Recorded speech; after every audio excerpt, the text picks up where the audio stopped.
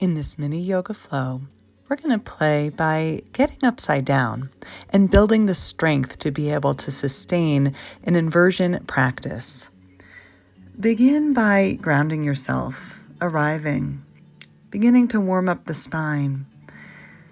Having a strong yet supple spine is essential for this playful practice, especially opening up through the upper spine. You can bring hands to shoulders and open up. Exhale, draw it to midline. Maybe even kind of give your arms a little cactus shape. Press elbows and forearms together and then open it wide. Opening up through the thoracic spine, behind the heart. One more squeeze here. And then take your hands behind you, interlacing your hands by your sacrum and then maybe folding forward, drawing your arms up overhead.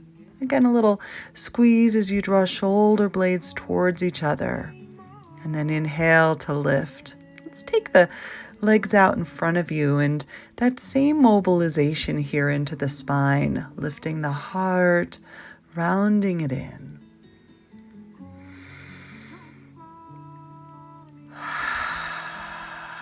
Bringing your legs out in front of you, and let's open up through the backs of the legs.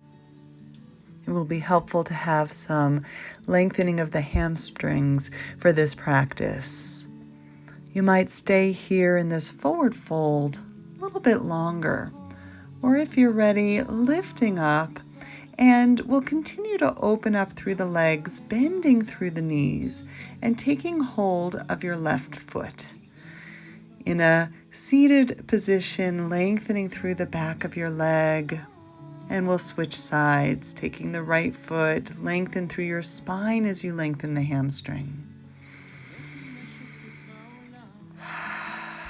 Perhaps taking hold of both feet, hold of the big toes, and then finding your way into balancing just behind the sits bones. This requires some core strength as well as hamstring length.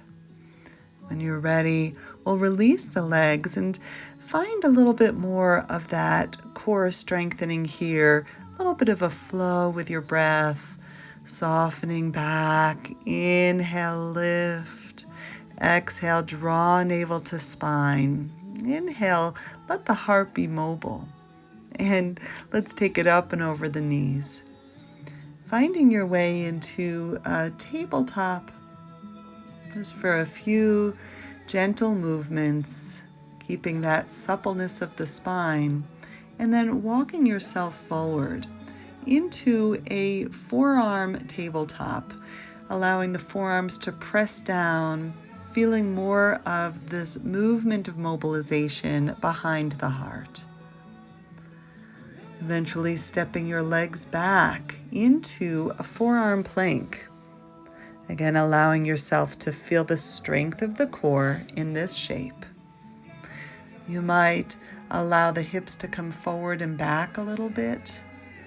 Maybe gazing towards your toes and gazing forward down towards your hands. Feeling how this really wakes up that inner fire. And then we'll descend the knee and we'll press back into downward facing dog. Another opportunity to wake up through the backs of the legs, the length of your spine.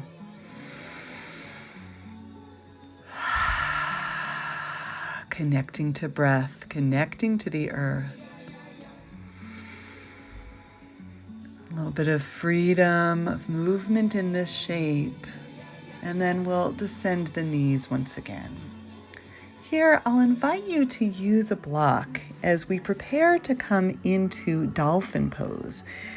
Placing your thumbs and first fingers around the block in an L shape, and then descending your forearms. We'll press back to down dog, and then you can walk your feet a little closer to your arms. In Dolphin, we connect to the breath, the strength of the body. Let yourself feel that core engage even here. Breathing into the sensations in the backs of the legs, and then take a rest. Let's descend the hips, resting into child's pose, wisdom pose. Head is heavy, softening your way into gravity briefly before we take a second visit up into Dolphin. Lifting the hips, maybe beginning to lift one leg. You can start on the right side, just a few breaths in this one-legged shape, building strength in the upper body. And switching sides, descending the right foot, lifting the left. Acclimating to this inversion, letting yourself feel more confident while you still have one foot on the earth. And then let's rest again. Both feet down, knees resting, maybe this time wrapping your hands back around by your feet, softening. This is nervous system flexibility. We exert and we rest in alternation. All right, our final round. Pressing back up to Dolphin.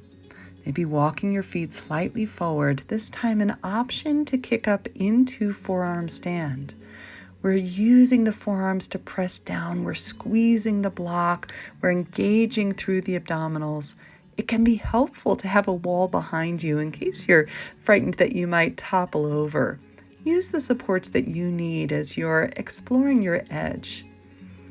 And then eventually, let the feet come down, the knees down. And taking one more rest into embryo, wrapping the arms back, heart soft, jaw soft, forehead releasing. Anything that's lingering from that shape, we let go.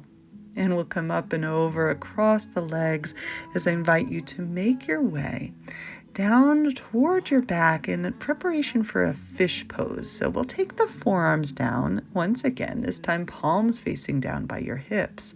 And then using that pressing of the forearms, we can allow the head to come back, the chest to lift, taking a whole other opening of the heart and the upper spine before resting down, bending your knees, and gently drawing left knee in towards your chest. Just softening of the psoas. We'll switch it out the other side, letting the hip flexors release.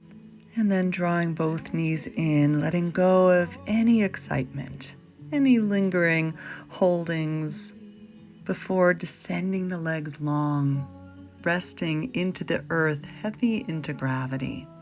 Now I invite you to stay here longer. Take your time to integrate this awakening and challenging practice. But if you're needing to move on with your day, taking a brief stretch, rolling over onto your side, and pressing back up to sitting. A moment to acknowledge yourself, this practice. One final breath. Namaste.